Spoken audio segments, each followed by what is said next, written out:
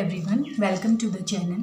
तो आज के वीडियो में हम सीखने जा रहे हैं ऑर्डिनरी डिफरेंशियल इक्वेशंस क्या होती हैं और उनको किस तरह से हम सॉल्व कर सकते हैं। तो ऑर्डिनरी डिफरेंशियल इक्वेशंस ऐसी डिफरेंशियल इक्वेशन होती है जिसमें केवल एक इंडिपेंडेंट वेरिएबल होता है, जैसे कि कल हमने कहा था dy/dx। तो यहाँ पर को जो x है वो इंडिपेंडेंट वेरिएबल है, एक ही इंडिपेंडेंट वेरिएबल होना चाहिए। ऐसी इक्वेशंस को हम ऑर्डिनरी डिफरेंशियल इक्वेशंस कहते हैं। तो आपके सिलेबस में फ़िलहाल केवल ऑर्डिनरी डिफरेंशियल इक्वेशंस हैं। तो आज हम सीखेंगे method of solving ordinary differential equations. तो डिफरेंट मेथड्स होती हैं डिफरेंशियल इक्वेशंस को सॉल्व करने की। 4 मेथड्स आपके कोर्स में हैं, हम एक एक करके सबको सीखेंगे। पहली जो मेथड है वो है वेरिएबल सेपरेबल फॉर्म। तो आइए स्टार्ट करते हैं। तो जैसा कि मैंने कहा, पहली मेथड है हमारी वेरिएबल सेपरेबल फॉर्म, या हिंदी में जिसे हम कहते हैं पृथक्करणी चर विधि। तो नाम से ही हमें यहाँ समझ आ रहा है वेरिएबल सेपरेबल। यहाँ पर को जो 2 वेरिएबल्स होंगे हमारे x और y, उन्हें हम सेपरेट कर सकते हैं। तो इसका जो वर्किंग रूल होगा वो ये होगा कि LHS में हम एक वेरिएबल रखेंगे x और RHS में रखेंगे y, और उसके बाद दोनों साइड हम इंटीग्रेशन करेंगे। तो कैसे करेंगे, आइए डायरेक्ट हम क्वेश्चंस में सीखते हैं। तो पहली प्रॉब्लम है हमारी dy/dx equals to 1 + y² upon 1 + x²। तो सिंपल सी मेथड है, हमें सिर्फ ये करना है कि अलग अलग साइड्स में वेरिएबल्स को रख लेना है। तो मैं एक काम करती हूँ, ये जो 1 + y² है इसको ट्रांसफ़र कर देती हूँ इधर।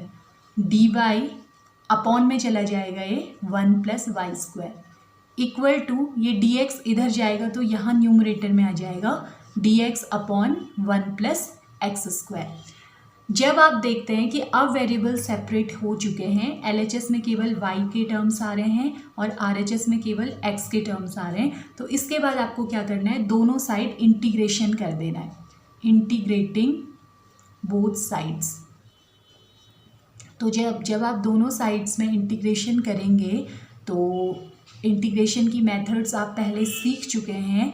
कहीं पर सिंपल इंटीग्रेशन हो जाएगा और कहीं पर आपको कुछ ट्रिक्स इस्तेमाल करनी होगी। तो इंटीग्रेट कर रहे हैं यानी दोनों साइड मैंने इंटीग्रेशन का साइन लगाया।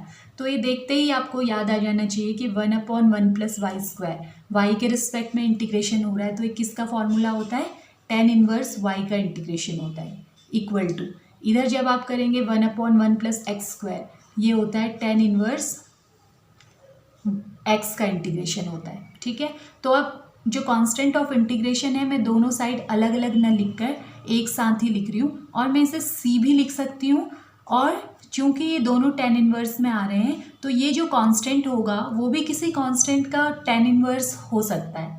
ठीक, तो c को भी मैं tan इनवर्स की ही फॉर्म में लिख देती हूँ, मैं इसे भी लिख दूंगी tan इनवर्स c। ऐसा आप सभी क्वेश्चंस में जहाँ पर log, sin inverse, cos inverse, sin cos इस तरह के आ रहे हो वहाँ पर ये इस्तेमाल कर सकते हैं कि c को भी आप सिमिलर इन टर्म से मिलता जुलता लिख लीजिए। ठीक है, तो अब इसे यहाँ ट्रांसफ़र कर लेती हूँ, ये बनेगा tan inverse y minus tan inverse x equal to tan inverse c।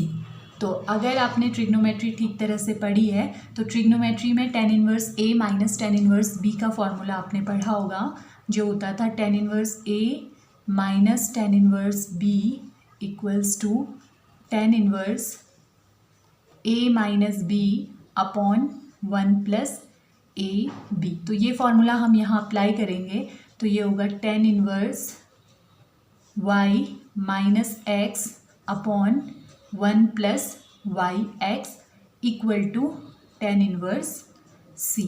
तो अब आप दोनों साइड्स का जब कंपैरिजन करेंगे, कंपेयरिंग बोथ साइड्स, तो आप देख रहे हैं कि दोनों की tan इनवर्स की वैल्यू सेम है। तो इसका मतलब ये जो अंदर है टर्म्स ये भी इक्वल होने चाहिए।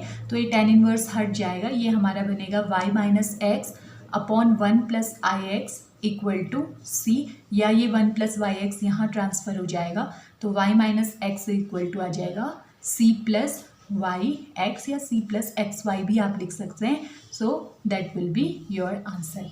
तो आसान है, ज़्यादा मुश्किल नहीं है, बस आपको इंटीग्रेशन आना चाहिए और वेरिएबल्स को सेपरेट कर लेना है. तो बढ़ते हैं नेक्स्ट प्रॉब्लम पे.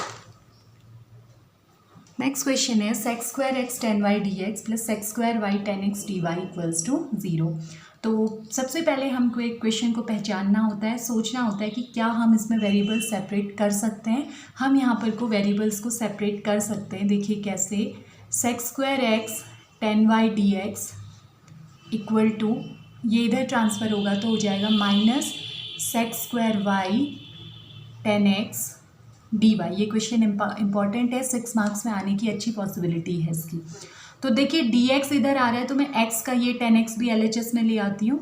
सेक्स स्क्वायर एक्स यहाँ इंटू में है, इधर अपॉन में आ जाएगा 10x d x equal to minus sec square y d y, और ये जो 10y था ये यहाँ अपॉन में चला जाएगा.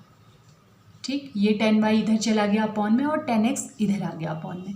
तो अब दोनों साइड हम इंटीग्रेशन करेंगे, इंटीग्रेटिंग बोथ साइड्स. तो ये हमारा बन जाएगा integration sec square x upon 10x d x equal to minus integration sec square y 10y d y. तो अब इसका इंटीग्रेशन कैसे करेंगे, सोच पाएँ तो बहुत अच्छी बात है. अदरवाइज़ क्या करेंगे, इधर मैं 10x को ले लेती हूँ t1, late 10x equal to t1, और इधर 10y को ले लेती हूँ t2, 10y equals to t2. तो जब भी हम t सपोज करते हैं, इंटीग्रेशन बाय सब्सटीट्यूशन में हमने सीखा था, दोनों साइड पे डिफ्रेंसिएशन करते हैं. तो sec square x d x equal to dt1, और यहाँ आ जाएगा sec square y d y equals to dt2. तो अब ये वैल्यूज़ हम यहाँ सब्सटीट्यूट करेंगे. तो sec square x d x की जगह आ जाएगा dt1 अपॉन 10x की जगह t1 equals to minus sec square y d y की जगह आ जाएगा dt2 अपॉन 10y t2. तो dt1 अपॉन t1 ये बन जाएगा हमारा log t1 equals to 1 upon t2. इसका हो जाएगा integration log t2 plus constant of integration, ये दोनों लॉग में आ रहे हैं तो मैं कांस्टेंट ऑफ इंटीग्रेशन को भी लॉग में ही ले लेती हूँ. ठीक है, तो यहाँ आ जाएगा हमारा log t1 इक्वल्स टू, यहाँ लॉग की प्रॉपर्टी लगाएंगे तो log m minus log n, log m minus log n होता है log m अपॉन n. तो पॉजिटिव c पॉजिटिव है, ये ऊपर आएगा log c अपॉन माइनस में जो है वो डिनोमिनेटर में आएगा t2. तो अब दोनों साइड अगर हम कंपैरिजन करें तो ये log हट जाएगा, कंपेयरिंग बोथ साइड्स, तो log हट जाएगा, t1 इक्वल्स टू आ जाएगा c अपॉन t2, या फिर ये इधर ट्रांसफ़र हो जाएगा तो t1 into t2 equal to c. तो t1 की वैल्यू वापस रख देंगे. अपने क्वेश्चन में लास्ट में जो भी आपने सब्सटीट्यूशन किया है उसको वापस रखना ज़रूरी है. ये आपने इन्वॉल्व किया है क्वेश्चन में, गिवन नहीं था. अगर आप यहीं छोड़ देते हैं तो इनकम्प्लीट माना जाएगा. तो t1 की जगह हम रख देंगे 10x, t2 की जगह रख देंगे 10y इक्वल टू c. तो 10x 10y equal to c, ये आपका आंसर है. ठीक है, तो नेक्स्ट प्रॉब्लम सॉल्व करते हैं. ये हमारा क्वेश्चन गिवन है. तो हमारे पास है dy by d x equal to e की पावर x माइनस वाई है. आप जानते हैं कि इस पावर को अगर मैं ब्रेक करके लिखूं तो e to the power x into e to the power minus y लिखी जाती है. जब भी कोई दो चीज़ें मल्टीप्लाई होती हैं, बेस सेम होता है तो पावर ऐड हो जाती है. तो ये दोनों ऐड होंगे तो x प्लस माइनस वाई करने से प्लस माइनस माइनस यही बन जाएगा. ठीक है, तो plus x square e to the power minus y. तो अब दोनों में से e to the power minus y common लिया जा सकता है. E to the power minus y common लेंगे तो ये हो जाएगा, इधर बचेगा आपका e to the power x plus x square. तो अब आप देख सकते हैं कि ये सेपरेट हो जाएगा आसानी से. ये ई माइनस वाई इधर ट्रांसफ़र कर देते हैं, d y upon e to the power minus y equal to e x plus x square d x. तो ये e to the power minus y को मैं न्यूमरेटर में ले आऊँगी तो ये पॉजिटिव हो जाएगा, e to the power dy y dy equals to e x plus x square d x. ठीक, अब इंटीग्रेशन करना है बोथ साइड्स में, तो इंटीग्रेटिंग बोथ साइड्स, तो इंटीग्रेशन करेंगे तो integration e to the power y dy equals to integration e to the power x plus x square d x. तो e to the power y का integration y के respect में क्या होगा, e to the power y ही होगा, equal to e to the power x का integration भी e to the power x ही होता है, प्लस एक्स स्क्वायर का इंटीग्रेशन होता है एक्स क्यूब अपॉन 3 और एक constant of integration plus c। बस आपका आंसर आ चुका है। प्रॉब्लम देख लेते हैं, x plus 1 dy by d x equal to x into y square plus 1। तो इन केसेस में हमें क्या करना होता है, वेरिएबल्स को सेपरेट करना होता है। ये क्वेश्चन भी मुझे एग्जाम के लिहाज से इंपॉर्टेंट लग रहा है।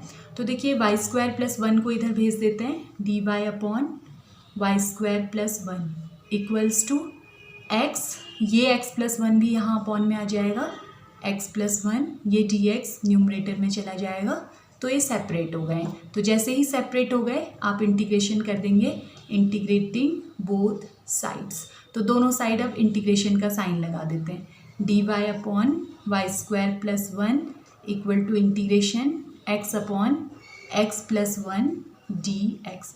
तो LHS में तो 1 अपॉन 1 प्लस वाई स्क्वायर, इसका इंटीग्रेशन क्या हो जाता है, tan इनवर्स y, ईजीली हो गया, इक्वल टू RHS में आप क्या करेंगे, देखिए यहाँ मैं क्या करती हूँ, प्लस 1 ऐड कर देती हूँ और सब्ट्रैक्ट कर देती हूँ, अपॉन में ऐसा ही रहेगा।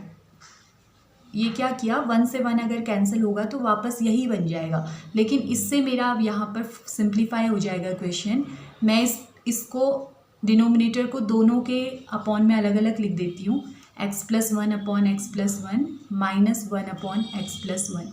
तो इसी स्टेप की वजह से ये क्वेश्चन इंपॉर्टेंट है।